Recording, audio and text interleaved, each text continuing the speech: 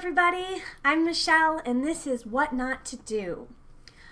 So, I am in the process of working on my debut novel, and I just finished my first draft, which is extremely exciting and absolutely terrifying because now I get to start on the wonderful process of self-editing. Yeah, fun. Absolutely. No, not at all. So, what I'm going to talk about today is all of the problems that I have started to run into because of the wonderful mistakes I made. And hopefully you'll learn something from my mistakes and you won't make these mistakes. So, a little backstory. I have been running games as a dungeon master or game master, or storyteller, depending on what system you're playing. Anyways, that doesn't matter. I've been running games, D&D, Pathfinder, Exalted, Dark Heresy. I mean, the list goes on and on and on. And I love it. I love running games. I love playing games. I love anything about gaming. So I decided at one point that I wanted to run a game based off of a dream sequence that I've had since I was like 13. And it's something that's always been dear to me because it's a continued dream, which is really weird to think about, but it's also really cool. Anyways, I was super excited because my players, not only did they really seem to enjoy playing in the game, but they added to it. They changed the lore, they added to the lore, the characters kind of interwove into it, and some of them even took those characters and threw them into other games when they were playing in other games that either they were running or they were participating in, which is really exciting for a GM to have that kind of engagement. Unfortunately, that's where my fuck up came from, because I told myself, hey Michelle, let's turn this into a book. Yeah, let's make it a novel. And you know what? You know the story. You know the plot. You know the characters. You know their backstories. You don't have to write it all down. Psh, no. Plotting your books is for people that don't know all of this stuff. And that's what I did. I wrote the book without plotting it. Now I know for some people that actually works. There are people out there that don't like to plot their books. They like to just kind of have this like free thought kind of process. And I think that's what I was going for.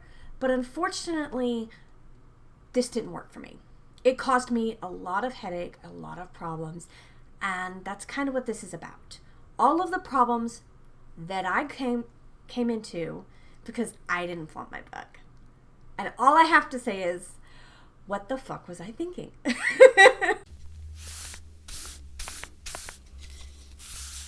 Imbalance of characters. See, my story focuses on 4 specific characters: Sage, Angelica, Nicole, and Christian. And it comes from their perspectives telling this overarching story plot with them kind of engaging into it and how they fit together. So it is one cohesive story with different perspectives. However, unfortunately,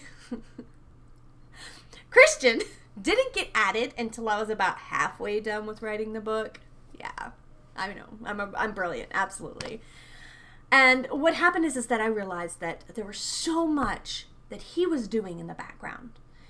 And he was engaging in the background and doing these big things that were happening behind the scenes. And I realized I didn't want them to be. I wanted them to be seen. I wanted them to be transparent. I had to figure out how to weave his story in without it seeming forced or unnecessary. And this is something I'm still working on, and I'll explain why in number 2.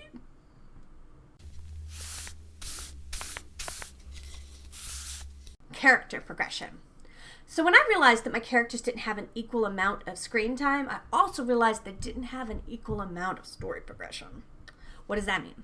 Well, that means that I realized that the story was basically things happening to one character, other characters engaging with those things or with that character.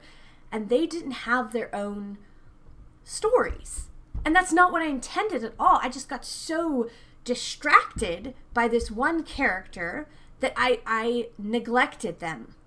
And that could have been completely addressed if I would have plotted my book, because I could have said, okay, Angelica, this is her story. And Nicole, this is her story. Christian, this is his story. Sage, this is her story. And then I could have figured out, where do these events go? Where do these things fit? How does this fit together cohesively?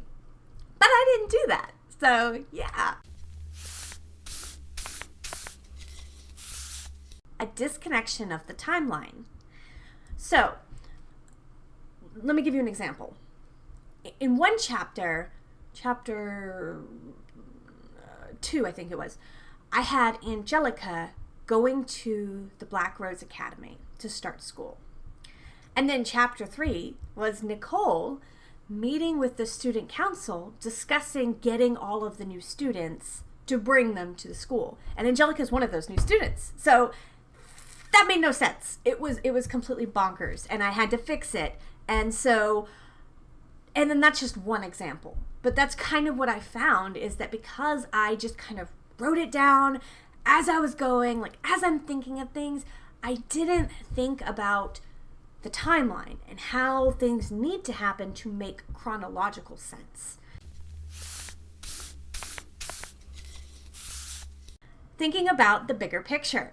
Now, this is something that I didn't even realize was a problem until I was like, wait a second, this is supposed to be a series, which means there's a lot of things that I need to include in that, you know? I need to have little Easter eggs and things that are going to kind of pay off in the next book, or maybe a couple of books down the line, or, you know, stuff like that, because really that's what you want. You want your readers to open your book and read through it, and then they get to the sequel and they go, wait a second, they're talking about this here, which was mentioned in the book 1, and then they get all excited because they feel like they're connected. Everybody loves that, okay? And I love that, and that's what I really wanted. But I didn't think about that, like when I was writing my book. And another problem is like, for example, one of the characters, Christian, he is talking about preparing for war and how he is going to battle against his enemies. And that's as far as I thought. Like, I didn't think, what are his steps? What does he need to accomplish? What is his timeline? I didn't think about the bigger picture, because all I was thinking is, well, how much of this war is going to play out in this book? I didn't think about how much of this war is going to play out in this book, and then the next, and then the next, and then, you know, like, how should I progress that? Because all I was thinking about was, let's just write it all down.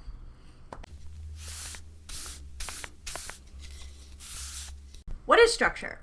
Structure refers to how writers divide up their story into parts so they can connect and resolve each phase. What does that mean? That means that you need to have a cohesive story. Okay? It means that, you know, people kind of expect a beginning, a middle, and an end, and then you have these different parts and pieces inside it. And there are like a bajillion different ways you can structure your book.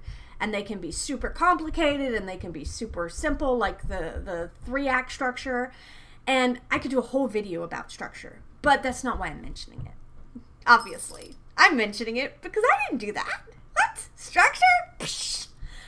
No. The truth is, I didn't give it any thought. Gosh.